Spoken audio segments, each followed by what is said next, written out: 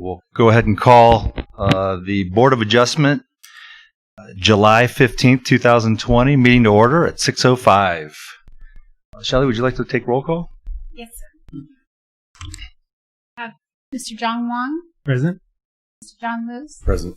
Ms. Diane Montgomery. Present. And Ms. Lisa Brazil. Present. We have a quorum. Excellent. First item of business, introduction of staff support roles and board member orientation. Again, as we just discussed, my name is Dana Burkhart. I am a member of the American Institute of Certified Planners. I'm a certified planner. I've been practicing for about 4 years now in many capacities, but mostly my focus has been the technical aspects of zoning administration with communities. There we go. Okay. We'll pause for one moment so we can take our Brian, seats. come on up, and we have you sitting right here in the. Yeah, we just started.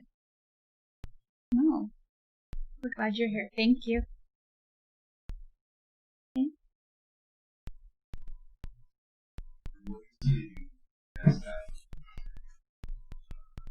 Go ahead and add Brian to the roll call. Yes. And again, we have a full quorum on the full board present.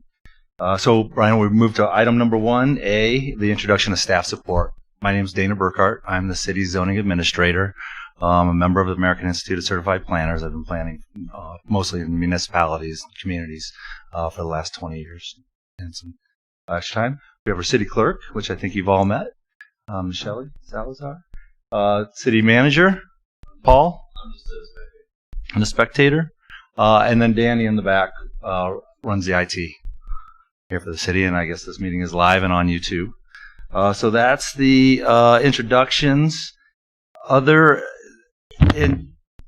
I mentioned initially, and Brian, you might have missed this, the zoning administrator's decisions are directly what your responsibility of oversight is. So as you probably read in your, or hopefully everybody received the board member orientation document, that kind of goes through. There's basically two things that Board of Adjustments do, and this is empowered by the statutory law, and every state in the union has a very similar enabling act. The states have, they prescribe the police power to plan and zone and get that to the municipalities, as well as look at variances or deviations from your ordinances. And that the Board of Adjustment is the body that most states have established are to oversee those that administration. Also, part of the statute also includes a formation of a zoning administrator or somebody to administer the codes and ordinances of the cities.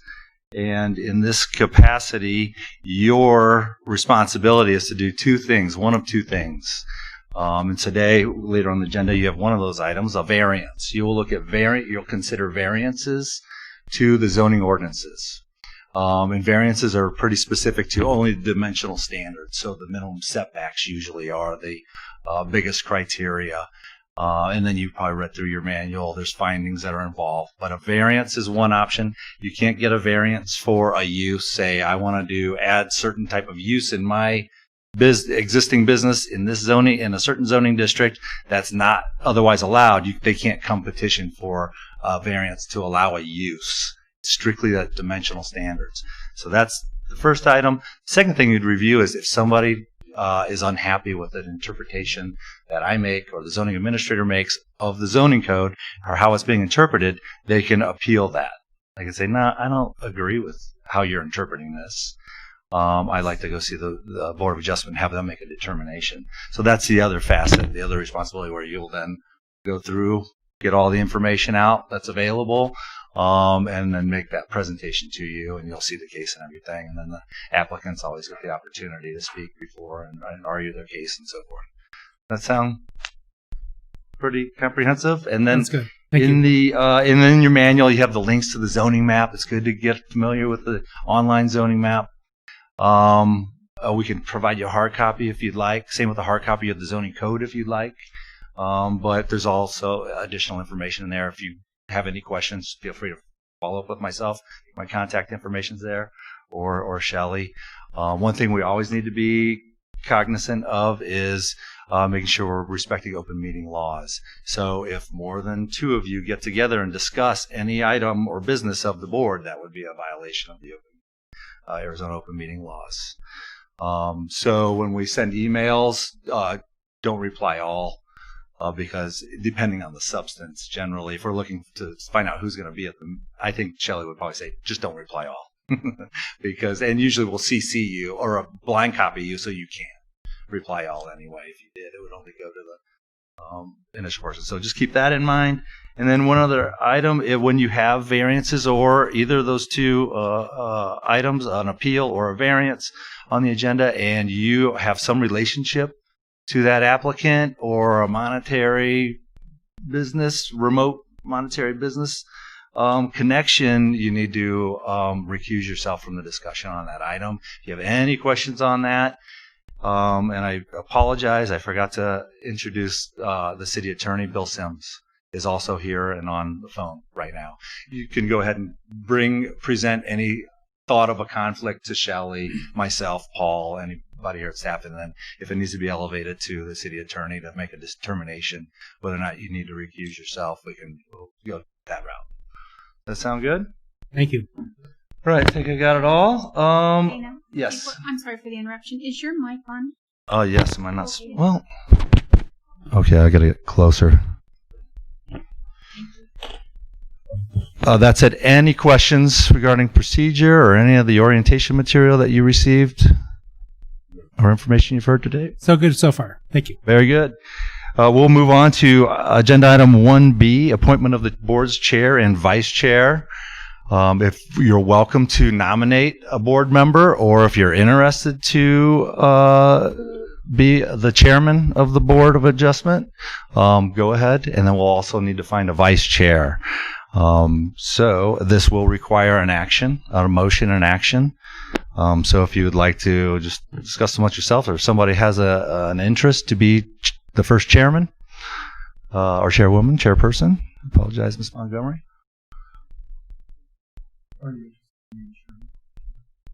I have a keen interest in being chairman. I've invested keen into this town. Yeah. All right, very good. Anyone else? All right, do we have a motion? Well, I'll go ahead and make a motion. I'll make a motion to nominate John Wong as the chairman of the Board of Adjustment. And I'll second. Thank you. Motion seconded. Any further discussion? Excellent. John Wong is now the chairman of the board, and now we need to nominate a vice chair. Sorry. Roll. Go ahead and. So there's a motion and a second to appoint John Wong as the chairman. Go ahead and take a vote. Aye. Aye. None. The motion passes. Yes. Excellent. And now a motion to appoint a vice chairman. Let's nominate you, Lisa. Is that you, John? I said yes. We should nominate you, Lisa.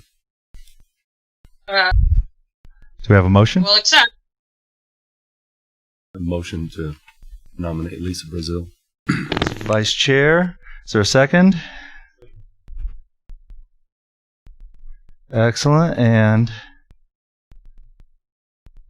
we'll take a vote. Aye. Aye. Motion passes.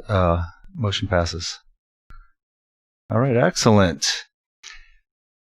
So, Chairman, Vice Chair, you're welcome to. We'll continue to run the meeting here if you'd like, and help coach in any capacity. But then we can follow up also after the fact and go through any other questions you might have regarding procedure. Sounds good. That Thank sounds you. good. Excellent. All right. Moving on to agenda item 1C. Now that we have a chairman and vice chair, we need to adopt our bylaws. And you saw those included in your agenda packet. Is there any discussion on those bylaws? No questions here. I had a few, just for clarification. So do I understand that this board does not meet regularly? It only meets when an issue is ready to come before it. So if there's a variance, then someone will notify us to schedule a meeting. Is that how it's supposed to work?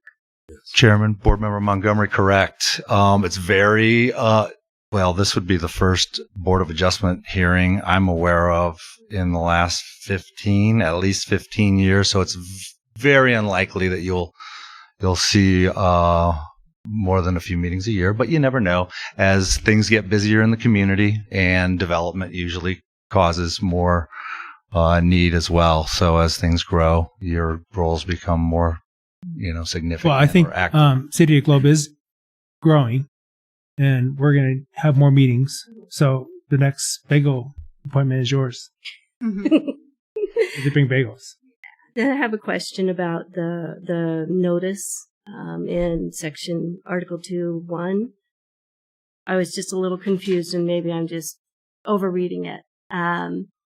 Does the publication have to happen at least 15 days prior to the meeting? Or does the posting have to happen at least 15 days prior to the meeting? Because, we only have once a week newspaper, so does it matter as long as it's posted 15 days, the publication can be later? Or do they both have to be 15 days? At least 15 days in advance of the meeting. And there's no provision for, I don't know if there would be an emergency. I don't know of a zoning emergency, but is there a provision in here for an emergency so that that time limit could be lessened?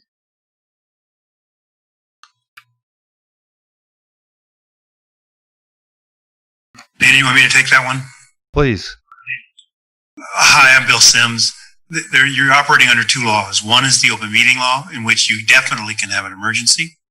The other is Title IX and due process and giving property owners a notice of actions. I think it'd be very difficult to have an emergency, particularly when what you're doing is you're reviewing an appeal or you're reviewing a variance. There's lots of time. I think an emergency would be very difficult under the due process clause. It would not be difficult under the open meeting law. Having said that, the fact that you've had you are the fail-safe. You're here if we have a misunderstanding. I honestly hope you don't have to meet. That means your system is working quite well. Yes, you can have an emergency under the open meeting law. Very difficult to have an emergency under statutes dealing with notice and hearing for property owners. And then one last question, I apologize, it's sort of related to that. Is there anything that would prohibit something in the bylaws to say that there is like a maximum time limit? So I know, you have to have at least the 15 days, but, if someone files so that we need to be called into meeting, that it has to be done within, 2 months or a month or, some time limit so that things just don't kind of hang around for months until we come to a meeting. I mean, is there some kind of provision in here that says, somebody wants the Board of Adjustment to consider a variance. They don't like, your decision. Does it have to be within a month? Does it have to be within 2 months? Or does that matter? We would, Chair, Board Member Montgomery, we would typically repost or re-advertise. If we advertise and for some reason an item comes down, we wouldn't do it well in advance. No, I guess I'm not making myself clear. I think the public needs to have sort of to know that if they're filing a variance, it's going to be heard within, obviously the 15 days, but within a set time period. Actually. So that it will be within a month of when they file whatever it is they file to have us hear their appeal. Yes, Chairman, Board Member Montgomery, there are provisions in the codes for both the appeal process and the variance process that as of the date of application, it shall be heard within 45 days. So there's a trigger. Thank you. And then, so we usually have some back and forth sometimes to make sure all the information's correct. So sometimes that can go beyond 45 days, like which I think this application might be. But anyway, yes. Thank you. Those are all the questions I had. Actually, I have a question on that. So our applicant actually has a architect for his variance. Is an architect always required for a variance? No, chairman, no. Applicant. Okay. All right. No further questions on agenda item 1C. Is there a motion to adopt these bylaws? I'll move that the bylaws as presented be adopted. We have a motion and a second. Any further I'll discussion? second that motion. Second that motion. Oh, very good. We'll call the question. Go ahead and vote. Aye. Aye. Item 1C passes unanimously. All right, that moves us to item 1D, which is a public hearing and consideration of case number V-20-01, a request for variances to encroach into the minimum required building setbacks for a residential addition located at 645 South 11th Street, also known as APN 205-13-073. And if we could turn on the presentation. Very good. Thank you, Danny.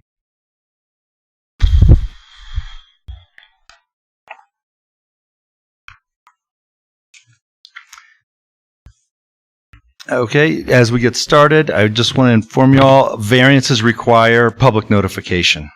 And for this particular variance, and likely for all, we would do, the minimum requirement is publishing in a newspaper at least 15 days in advance.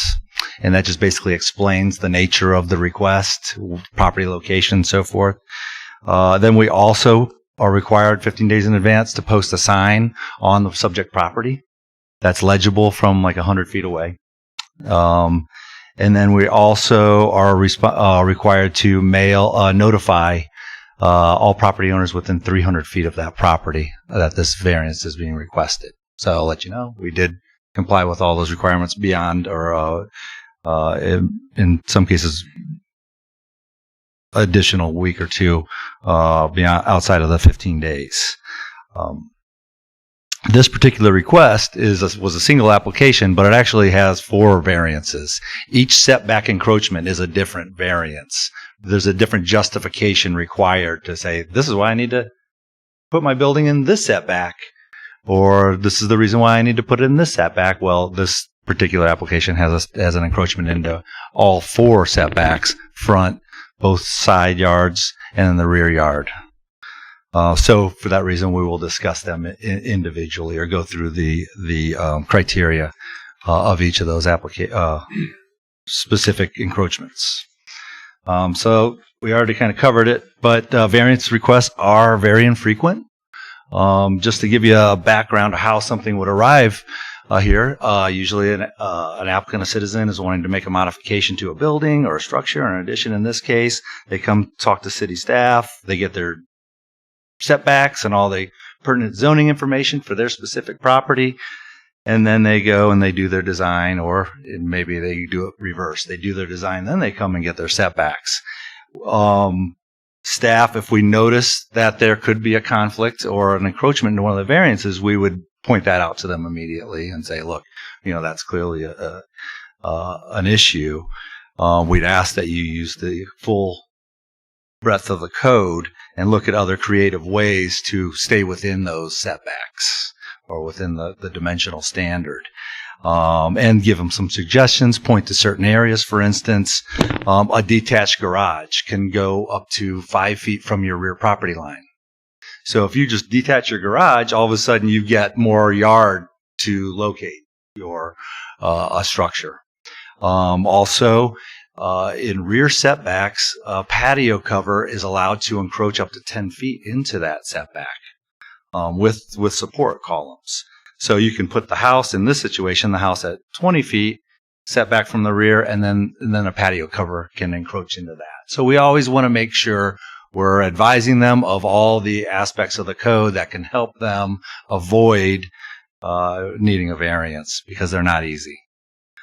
So that's the conversation that occurs prior to, and sometimes several times prior to us being here today or coming before the board. So that's it. So, and then as you know, and you saw in your literature, all the variances need to meet 4 criteria, and that's a statutory requirement. The statutes, which you have in your board manual, kind of goes through and explain and says exactly. There's some nuances in the terminology, but they're pretty much I think they are actually reflective of one another, being the city code with the statute. So very quickly, you're familiar with the 4 criteria. Number 1, there are special circumstances applicable to the property, including its size, shape, topography, location, surroundings, where strictly applying the code creates a hardship. And it restricts the use of that property as others with the similar lot in the same zoning district. In this situation, we analyze the subdivision or the area of the subdivision, because that's most reflective of a similar property. And is the approval of this, or is there a hardship on that property that deprives that person of the use of their lot, just like their neighbor has or their other neighbors? So that's one of that criteria. Secondly, is there a special circumstance? Is this special circumstance not created by the owner or applicant? So you got to look, is this a self-imposed hardship? And look at the merits and find that it's not a self-imposed hardship to be able to support a variance. Thirdly, the variance does not constitute a grant of special privileges inconsistent with the limitations upon other properties in the vicinity and so forth. So granting this variance isn't going to give this person an additional use of their property that others are deprived of, should they comply with the codes. And then finally, item number 4, the 4th criteria, that the variance will not be material detrimental to persons residing or working in the vicinity, to adjacent property, to the neighborhood, or the public welfare in general. So those are the 4 tests we need to apply to any variance that comes before you. Quickly show you the aerial of the home. The curb on the south side is the common wall between the property to the south and the subject property. And then you'll see carport is located on the north. Do you guys have monitors? Are your monitors on? They're okay, on, great. but I'm not seeing. Great. And then we're going to see a lot more maps. And then there's a shed in the rear yard. And that shed would be close to where a easement exists, or I think it's encroaching the easement. You'll see in a moment. This is an exhibit that just shows the existing footprint of the building in blue and the proposed addition areas in red. The front setback is the second line. I accidentally included a 10-foot line in doing some analysis, but the black dashed line going through the left of the blue, the existing building, is the 20-foot front setback. And then in the rear there, you see just touches into the red of the addition on the right side of the screen. And this is an exhibit of the floor plan showing those setbacks, the front being labeled and the rear as well. So with that said, the front setback, and so I'll go through my assessment that you have briefly. You've got much more detail in your staff report. I'll just quickly go through my findings as staff when we review these items to help your understanding of how we've looked at the criteria, or how staff looks at the criteria. So the front setback, the existing home was built at about a 14.5-foot front setback, and then the cover at 8. And then an evaluation of, and that was interesting, why is it not 20 feet? Maybe the setbacks changed at some point in the history. This plat was, I think, the property was platted in, I think, 69. This house was built in about 73, so it was some time ago. And maybe surveying wasn't as important or something like that. Or there was maybe a 15-foot building setback at that time in this zoning district. But when I analyzed the frontages in AutoCAD, they're very consistently built at that 14 and a half, 15 feet. So you got to understand they're all enjoying that 15 foot setback, basically. This home, however, does have that front patio cover that goes up to about 8 foot, and it would be the closest encroachment in this section of the neighborhood that we studied. So that said, I covered item number 1. The encroachments are considered legal nonconforming. So it's there. We don't make people rip them down. We just don't allow them to further exacerbate it in any way or go and reconstruct it or further encroach within that setback. It's just a legal nonconforming situation. It was maybe approved at some time. It exists. And we can't identify a violation, so there's no enforcement. So it's a legal built structure, but it doesn't conform to your zoning code. So that's how all those property frontages, basically, or front setbacks, are termed. So going through the criteria, is there a special circumstance applicable to this property? This one is, and I'll back up and show you with the, if you look at the rear, the right of your screen, you see an easement. It's labeled with all the text that's oriented north-south. But it's an 8-foot public utility easement. And do you all see that? Yes. Okay, perfect. And you see where, so the existing shed is shown underneath that drawing too. You see that already encroaches in that setback. So that is unique. In looking at the entire subdivision plat, it's odd how they place those public utility easements.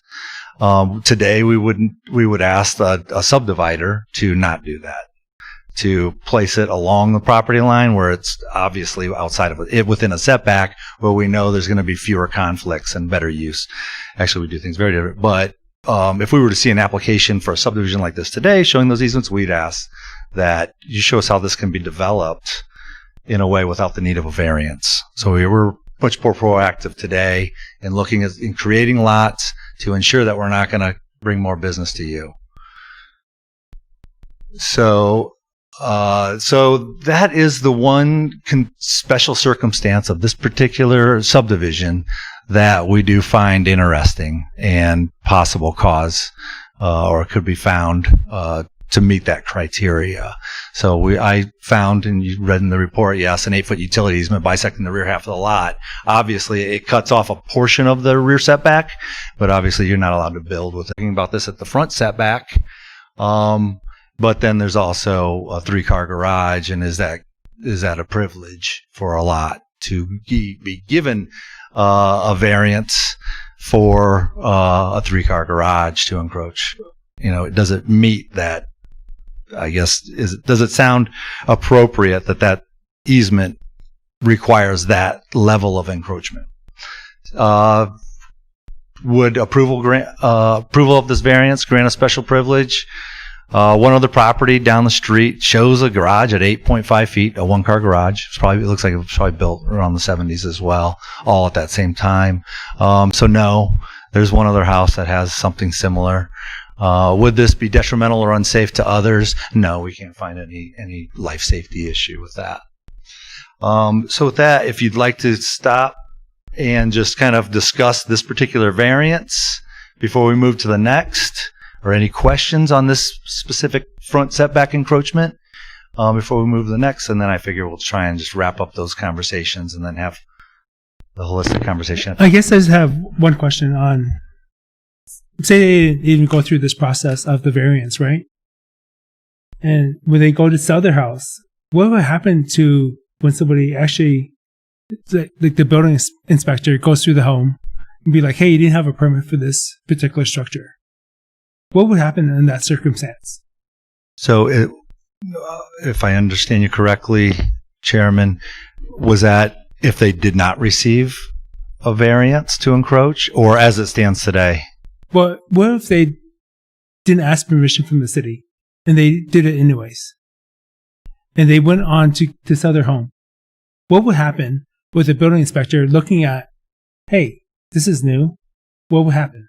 Exactly. We would go back through aerials. We have ways to determine when something may have been constructed. And when we determine that, given that scenario, we would say, well, 2 years ago, that wasn't there. We have no record of a building permit for this property. So what would happen to that property?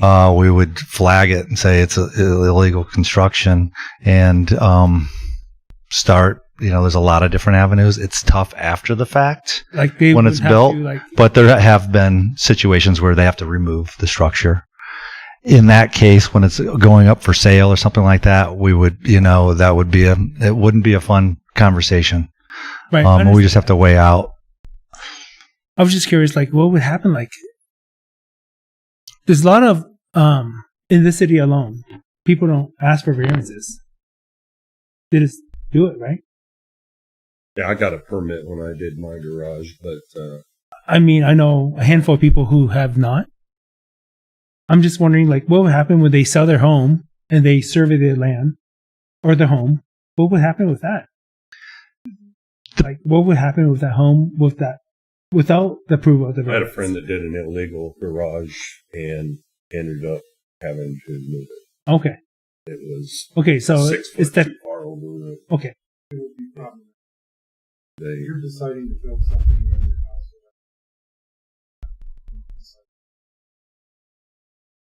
And it's a violation, plain and simple. Usually it would be the buyers that would come and ask, this guy's trying to sell me this house, and I don't have a permit for whatever. Well, with understanding, there hasn't been a variance in last 10, 15 years. There's other homes built already without approval. Right. And that's in every community. Yeah. Okay, So. just keeping that in mind. Okay. Let's continue. It's a legal question probably for Mr. Sims. I apologize. Just so that I'm clear, because in this variance, the applicant is seeking a special circumstance for personal reasons. But under the code, if I understand it correctly, the special circumstances has to apply to the property and not to the person, right? Correct. So that because as I was reading his application, he's asking for personal ADA accommodations, and so that doesn't fall within that first segment, right? That Correct. criteria. That's correct. And that was in the response letter to our initial comments on the application. The reason Dana started with this one, this is of the four, this is the one that probably is the most likely to garner your support because of the question you just asked, the special circumstance. It has nothing to do with ADA. It has to do with that easement across the back of the property. And this is one where the applicant could argue that is a special circumstance. Okay. Ready to move to the north side setback? Yeah. All right.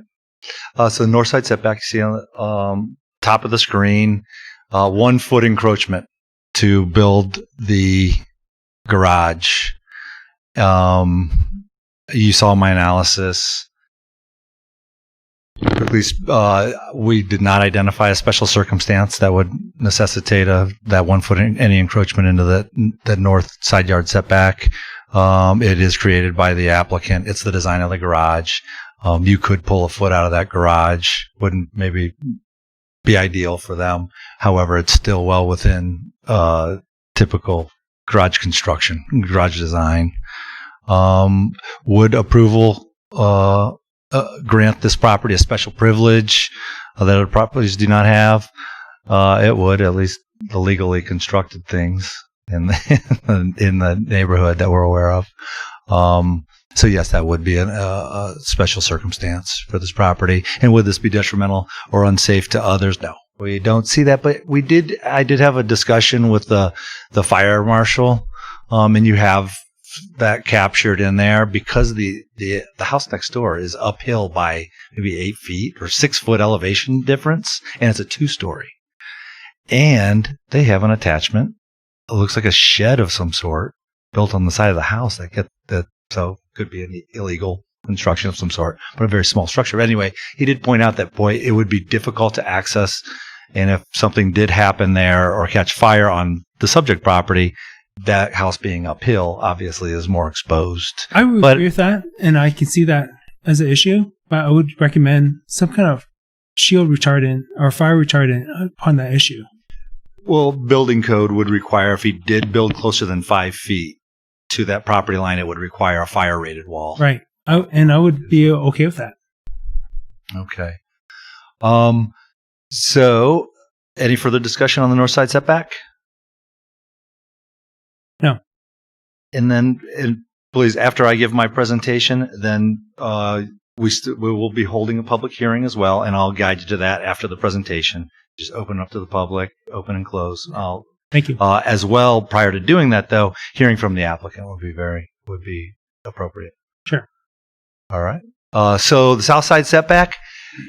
So when the home was constructed, it was constructed 18 inches from the common property line you see there in the picture. And I didn't see that anywhere else in the subdivision. Who knows how that happened? Like I said, maybe a survey wasn't as important in 1973 to place your home. But that's a great exceptional circumstance in that, they got another 3.5 feet to build onto that property. This is a neighboring property, right? On the left is the subject property, and on the right is the neighboring property. The best I could tell, I don't know if the builder, if that neighboring lot was already developed, they might have pulled a 10-foot tape from it looks like it's right at 10 feet from that, the neighboring carport. Who knows how it ended up this way or was constructed or permitted or approved, but that's the only thing I can think of. No other home in this section of the community that I reviewed is within the 5-foot setback that I could find. If I touch on a few other encroachments, looks like things unpermitted possibly were built down the street. But that encroachment is a legal non-conforming encroachment. It's legal as far as we know. It was built, permitted, approved, and done. However, any future development needs to conform unless there's a variance granted. All right. So with that Southside setback, special circumstances of the property, not that we're aware of, this roof, that roof of the subject property happens to be the longest roof in this section in the community. All the rest are smaller homes. There might be 2-story or deeper homes, but this one is definitely one of the longest roof I measured, or widest. What is the material on that roof? Asphalt, shingle. Thank you. Was it created by? So the request is to respect a 3-foot setback or encroach 2 feet into the 5-foot setback. And is there a special circumstance to the property similar to the north side? And we can't identify any characteristic unique to this lot that's not on any other lot that would necessitate that encroachment. So no, we did not find a special circumstance with that. That rear utility easement doesn't seem to have a bearing on the width, particularly considering it's wider than it's already encroaching by 3.5 feet. Into that setback. Was it created by the applicant? Yeah, it would be the design of the master bedroom in this particular area. Though, you can look at the rest of the floor plan as well. Would approval grant this property a special privilege that other properties do not have? I think we covered that. Yes, they all seem to be respecting the 5-foot setback, and we don't have evidence of another variance in the neighborhood. Would this be detrimental or unsafe to others? No. Though again, look at the fire comment. Fire today likes to have at least 36 inches to get around a building. Though they are fire, and those codes are applicable to multifamily and commercial buildings and not single-family residences. When they see them, they always ask to make sure it's clear. For instance, the zoning code does require that ground-mounted AC condensers be located in a way to not obstruct the path, and that's not uncommon to see. wanting to keep that 5-foot clear yard so there can be some sort of access back there. But anyway. What they're proposing is that it'll actually, from the existing structure, increase to 3 feet. No, so the new... We're looking at the south side of the building here, or the bottom of the building. You see the existing encroachment. It's highlighted in a teal or a green. That's the existing structure. And then the master bedroom there, you see the bed backing up to the wall. So it's at 3 feet. So it steps back another 18 inches, or steps into the lot 18 more inches with the addition. The 3 foot mark there. Yeah. Okay.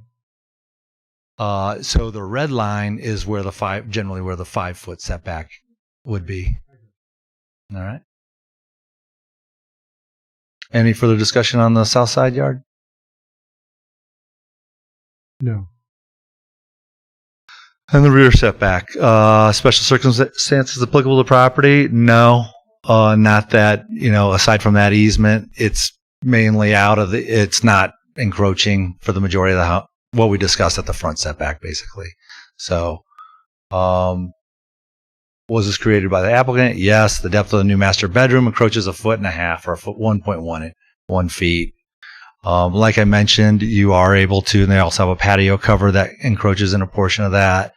With a design, that patio cover could go. Well, the patio cover could stay because it can go up to 10 feet close to the property line, but that livable portion would need to be. We would ask it be removed to respect the 20-foot setback, or remove the 1.1 foot of floor plan on that rear wall. Would approval grant this property a special privilege that other properties do not have? So, in the last review, I noticed 2 other houses in the subdivision that look like it's hard to tell where the setback is without really detailed analysis, but there are 2 houses, one being directly next door to this one, that might encroach into that rear yard setback. But again, we don't have any variances on file or record. They may have been constructed similar to some of these other situations in the early 70s.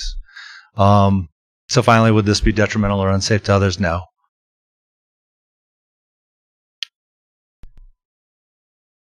So with that said, as I mentioned, Chairman, we need to open a public hearing after you hear from the applicant, or maybe do a Q&A. Yeah, let's hear from the applicant on his proposal.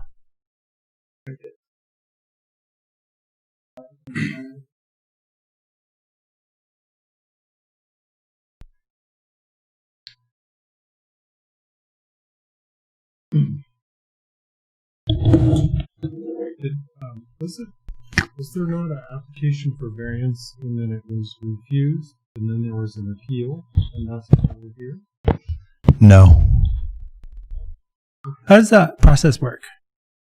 The original discussion about the request for variance was about movement to the building, and then there was a second letter that sought to justify the dimensions of the building for purposes of achieving near ADA regulations. So it seems like first there was a rationale for the building changes based on the dimensions, and then came another letter with special privileges. So I'm a little bit concerned about hearing from the applicant at this stage before we get the picture of how it's gone up to this point. Correct. Chairman Wong? Yes. Board Member Gunnell, I'll always address you first.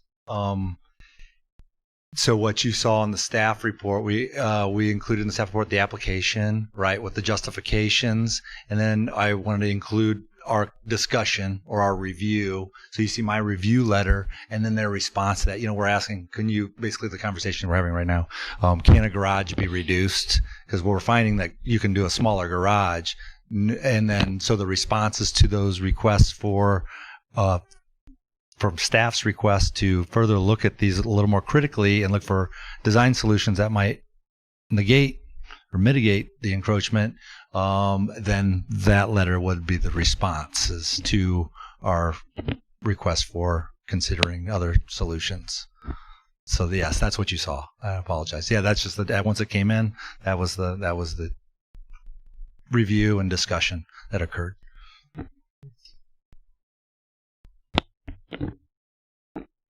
Mr. Sims.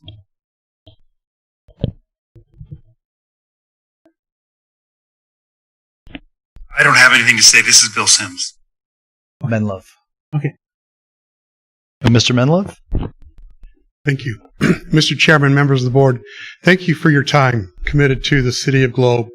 It's in all of your busy lives to be able to commit and put time into serving your community is appreciated.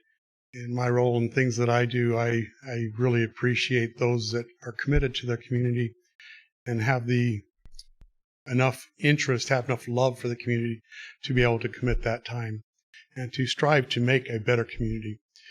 I have came to Globe about 4 years ago. It'll be 4 years ago, October, when I started my employment in Gila County and came to Globe. Bought the home that is in question in August of, it'll be 3 years this August that I've owned the home. As I look at it and look at the home, and one of the comments that I think I said on my second, that we're encroaching on all 4 setbacks in this.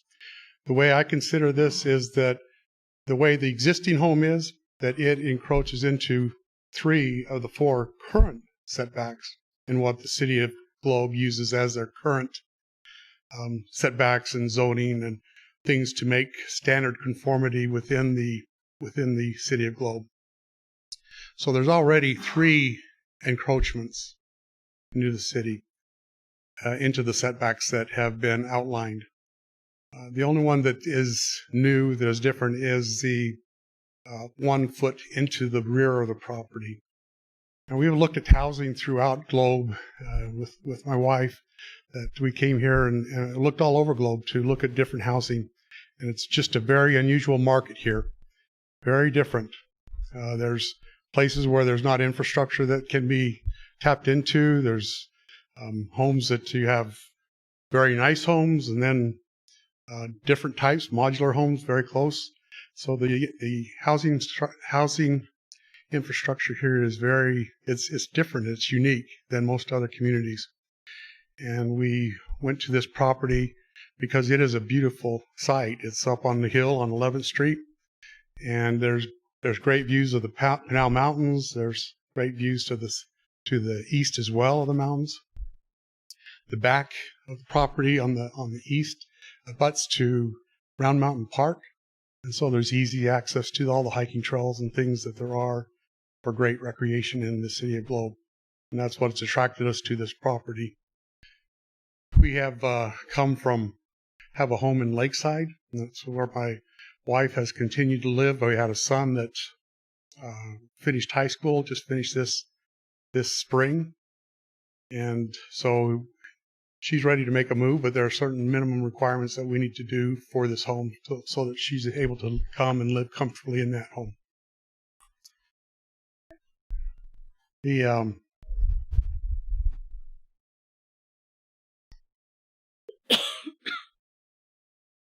The first letter that I wrote was responding and what was just in response to the guidelines that are given for a variance request. The second one was in direct response to the questions or comments that Mr. Burkhart had given to me. And there are specific reasons. Mr. Burkhart has said that those are not a consideration and can't be used by you as a board of adjustment in being able to consider whether they're appropriate or not. However, in my circumstance, they are essential, meaning that if they are not working with this architect, she has worked to incorporate the setbacks to the very greatest extent that we can, while allowing for accessibility. And if any of you know of a person that's disabled, handicapped, you don't have that space. It's not workable. It is not. It's not a question of, well, you can do this, you can do that, you can simply move it in a foot. It just makes it so that it is not workable in being able to use that home.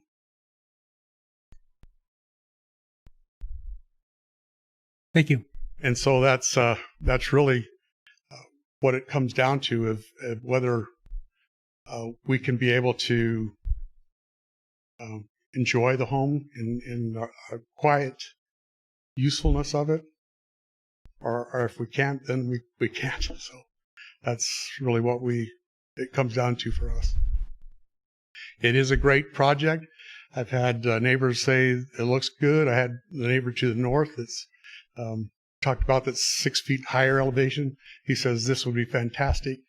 The risk is really us to put this much effort, this much into a home, because homes in that neighborhood are selling for about $200,000. One right across the street sold for about $210,000. We bought this for about $130,000, and it's easily $100,000 worth of a remodel cost to put into this. So it is out building for the neighborhood. It's risk for us, but it's because we enjoy the neighborhood and because we need to have that quiet enjoyment and accommodations for disabilities to be able to put that much money into this home. So thank you for your time. I appreciate it. And ready to answer any questions if you have them. Are we able to ask Mr. Minlove questions? Yes. Is it okay? Yeah. Okay, thanks. In your response letter, you mentioned that the structure of the home was previously approved by the City of Globe. Did you have a copy of that? Was there actually a permit issued that allowed the home to be built the way that it was built? I do not, Mr. Chairman. Member Montgomery, I do not. I assumed that it was approved at one point in time. Same thing that Mr. Burkhardt has put forward, is that maybe the setbacks were different then. I don't know. I do not have something specific. That would be with the City of Globe, and the City of Globe has not indicated that there's any records or any indication that there has been a permit or anything issued. And so I don't have anything either. And forgive me, but the way that it's presented, there's 4 separate setbacks that are being encroached into. Mm-hmm. Are there any particular, and maybe I'm just being nosy, any particular that you would find were you need more than others? Like the back doesn't have to be encroached on, but we really need the front, or the side yard, that's because of the ADA, that's the one that in order to remodel this home, that's the one that we really have to have. Or in order to get your plan, you need all of the encroachments. I guess what is the give and take that you're willing to take here or give? Mr. Chairman and Member Montgomery, those are, we've worked with the architect extensively, knowing the setbacks, and to be able to make the accommodations and the engineering that it has to do for a structure that meets codes and meets requirements. If you start chopping off a foot here and a foot there, then the costs increase, the structural integrity of the home. There are consequences for that, and it becomes less safe by doing that. If you look at even just on the back there's the 1 foot encroachment into the rear. What we're looking at is, my wife likes the Healy County Historical Museum, the white buildings here with the red roofs. She loved that look, and that's what we were looking to do. But there's a 10-foot ceiling in the garage, 8 foot throughout the rest of the house.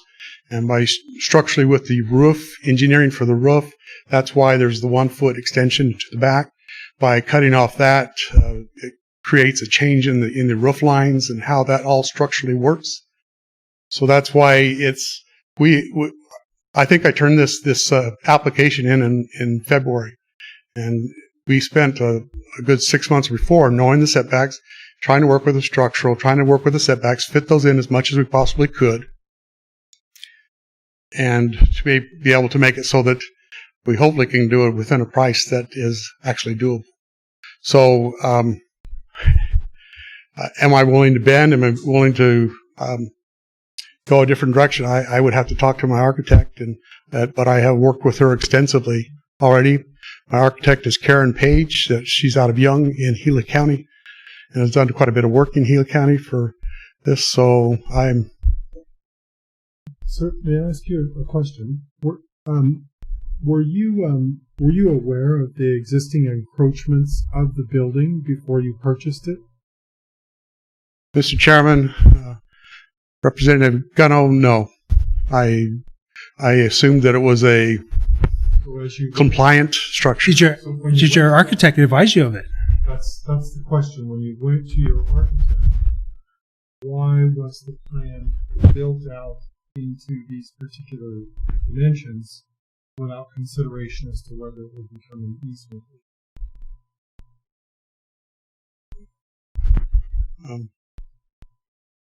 In other words, it appears to me that the building design has maxed out easement plus, and then we've sought to seek relief under special circumstances for a new building that's built out to the existing easement. Setback. You mean the setback? Yes. Yes. So what I'm saying is you've got a lot and you've got a house that was pre-existing. The setbacks were too small. Mm-hmm. Is that correct? Particularly on the south side. I've been to the property. I've looked at it.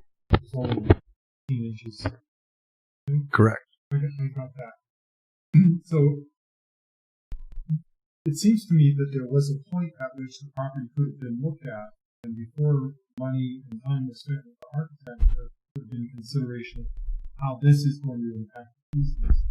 So for you to say that us potentially deciding that it's not right is going to cost you an awful lot of money, I would say that maybe you're putting the cart before the horse. Maybe you shouldn't have invested so much money in maximizing the size of the house of the setback, or having it considered from the perspective of what it fit within new easements. I mean, am I painting a appropriate? So I have a second question to that. Like, can that 18 inches be forwarded? Since it's encroached already, like, can it go forward to the north side? Yeah. You mean the whole structure? Yes. Well, that was my question. Is something we're going to get to.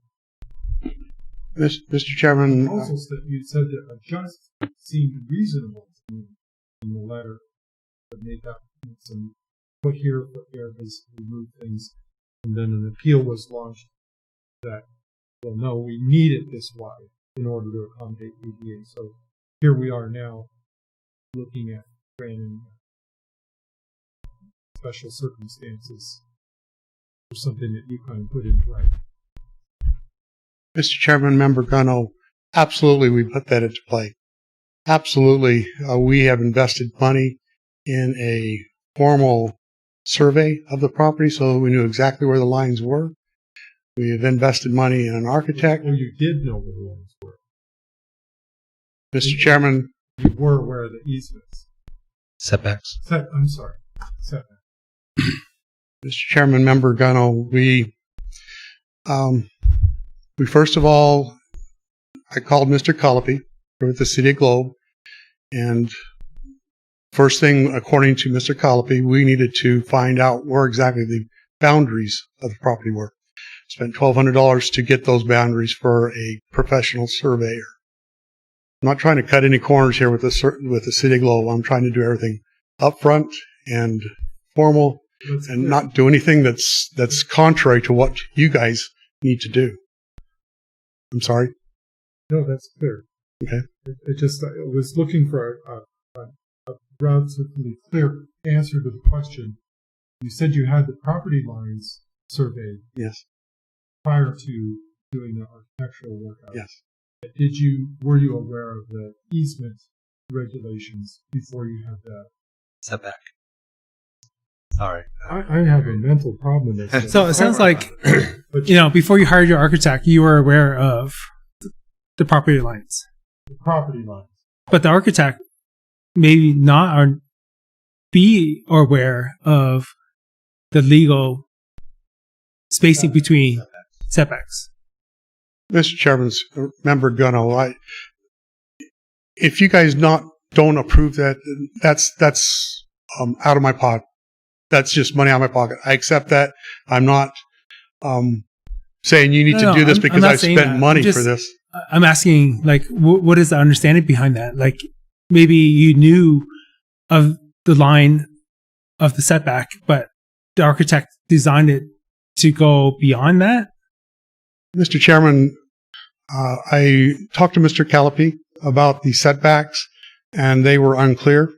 When they started out, they were 10 feet. Okay. Then here we've come to 5 feet. I don't know what the setbacks are. We could not get clear, defined information from the City of Globe as to what those setbacks were. Sure. So we talked to Mr. Callipy, got those setbacks of what they are, and related those to the architect when we hired her.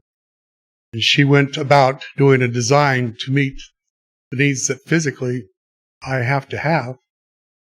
And we've identified that. We've come here with the design. It does encroach into setbacks. And that's your decision Okay. as to whether you would recommend that or not. It's I think one thing we have to understand here is maybe 3 different variables is fire, erosion, rain, water. And then, and also another thing we have to consider is what is the hardship on the neighbor here? Like, what has the neighbor said about this? Mr. Chairman, the neighbors are very, very supportive because they know it would be a tremendous improvement to the neighborhood. All of their homes, if they choose to sell them, they're going to benefit from this financially, significantly benefit. They think it would be attractive, a beautiful house, a beautiful project that would add a lot to that neighborhood, add a lot to the City of Globe. So I've not heard a peep, and the ones that I've talked to, which I've seen around my home, the ones that are closest there, they've been very supportive. Chairman, if I could point out, Yes. keep in mind the definite things you need to keep in mind are those 4 criteria. Yes. So, Mr. Chairman, there's one in there that are granting of special privileges. I'm very concerned with that. I have relationships, I have dealings with the City of Globe, and so I very concerned that this is done, that I'm not granted special privileges. Okay. Any other questions here? okay, Chairman, it'd be a good time to open up the public hearing. Okay. So just move to open the public hearing. Let's move to public hearing. And then if we don't have anybody on Zoom or any cards, speaker cards, nope. It doesn't sound like we have any. And you can close the public hearing. Or move to close the public hearing now. Okay. Well, I guess let me just state my opinion. Is that okay? I think timeline is very important here. And, from their date of application, even further to February, it's being moved to like 3+ months. And there's been only known 3 encroachments, and we're looking at 1 encroachment, which is, that's right. We're about 16, 18 inches, right? 18 inches. Yeah. That's right.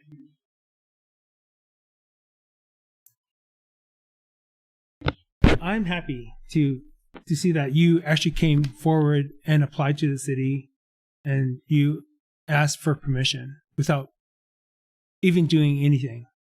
And you went to length, and I saw that you did something like this And I see it every day that people don't do that. And I would like to set an example today. Like, thank you for doing that. And the expense you put forward. Is there any other comments?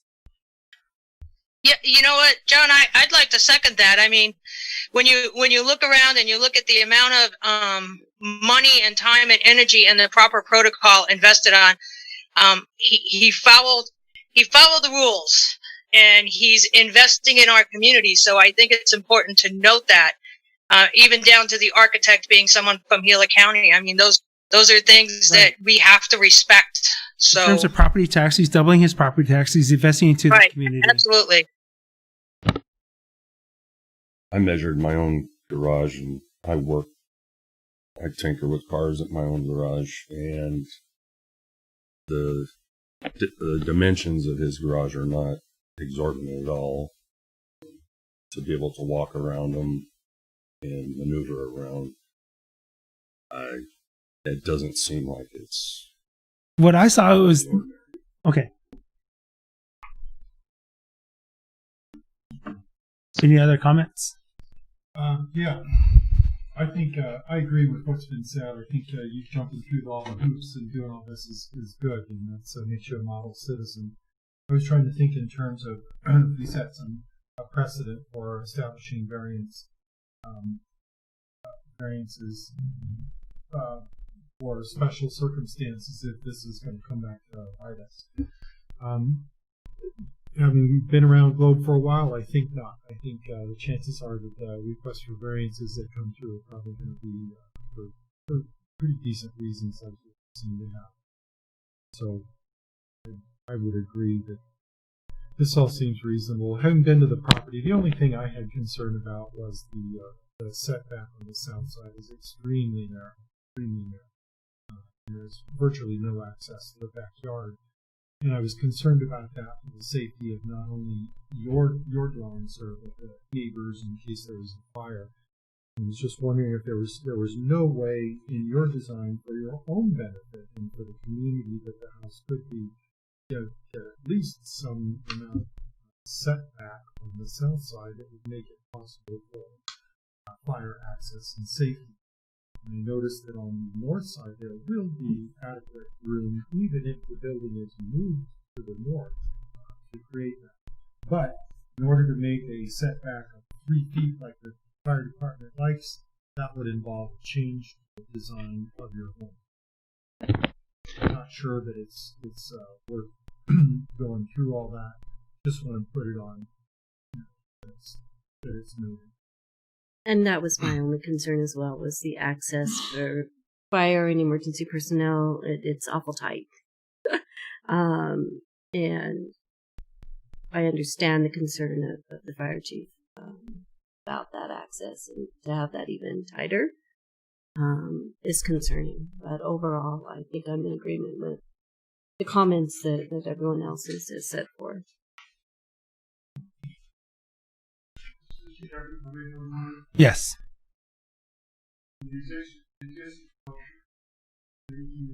Right.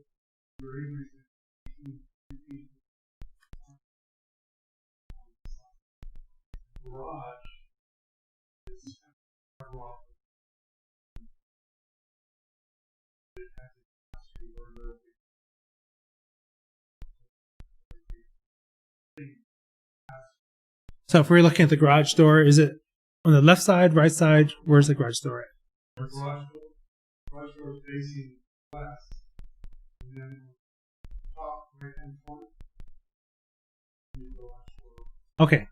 So you had one to the rear also. I see it now. There's one kind of very difficult.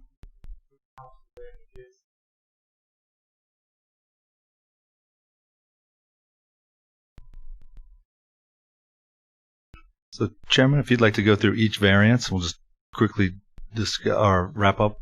Okay. The discuss, or however you'd like to approach it. But I think because there's 4, we need to basically your motion ultimately will include all or none or some sure. Approvals or denials or so forth.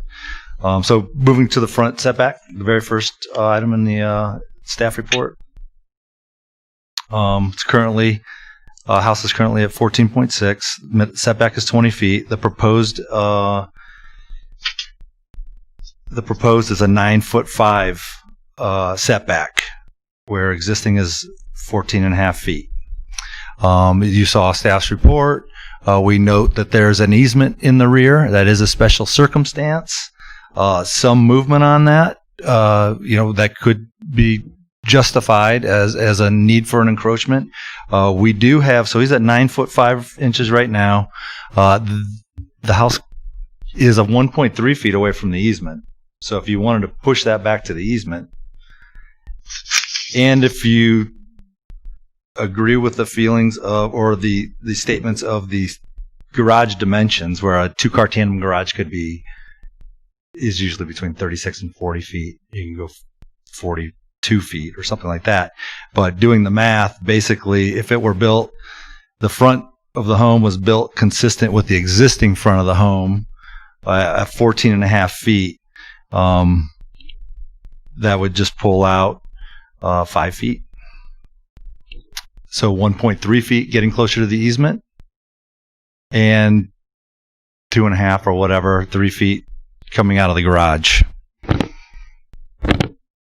So that's a thought. Now, this is the one setback or variance request that Mr. Sims mentioned. Clearly has a potential unique characteristic, the easement in the rear. So, should we have board discussion quickly on the front setback? Front setback is okay with me. Now, Yeah, it's okay with me also. as being requested at 9'5". Okay. And okay. Yes. Okay. Well, okay. Let's go through. Make a motion. You want to go through all of them, or are you guys? We'll just go through Okay. all of We them. can go. Okay. North side yard setback. It's asking for 1 foot encroachment into that side yard. Okay. I'm Okay. Fine. And is there a special circumstance you believe applies to this property that we could note, so help staff direct future applicants or future people coming in with? Because we want to make sure he went through the jumping the hoops to go through all the whole process, where the other two houses in the neighborhood did not. And I don't think he should be penalized for doing it the right way. Yes. Not quite so clear. Not exactly the right way. right. You need to make sure we're holding to these 4 criteria. Whether or not somebody built something illegally 40 years ago, right, is a whole nother story. And keep in mind, there's a lot of growth. Well, in today's case, yes. Any other discussion on the north side setback? No. Okay, sounds good. All right, south side setback. Encroaching 2 feet into it. A 5-foot setback with that proposed addition.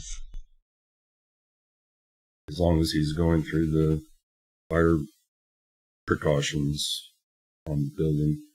Yeah, I'd like to see something like that. Yes, I'd be okay with that. I mean, he mentioned pass through. We're on the south side now. We're on the south side. Bottom one. So does he need to have firewalls on the south? Yeah, both sides will have firewalls. Yeah. Yeah. I'm all right. Okay, and then the rear. I'm okay with that. The 1 foot in the rear. Yeah. Any further discussion? Okay. In that case, Chairman or board members, somebody could make a motion. It sounds like you're approving as is. Is that correct? Yes. Okay. Or recommending a motion to approve as is? Okay. Yes. So go ahead. I'll make a motion to approve the variances as is for agenda for the items 1, 2, 3, and 4. Is there a second? I second. Second. Second by Luce. All right, all in favor? Aye. Aye. All 4 variances approved unanimously. All right. Moving on to adjournment. Any further discussion or anybody? Any additional? Usually, I know you do an address, but I think we're good. Paul?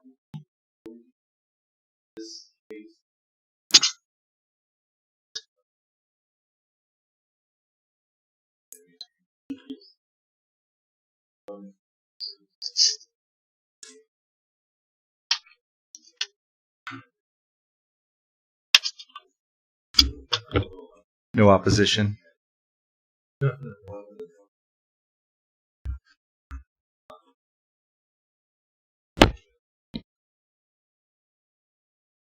Right, and let the public record reflect there's no opposition. We did not receive any response to the notifications. That's important. All right.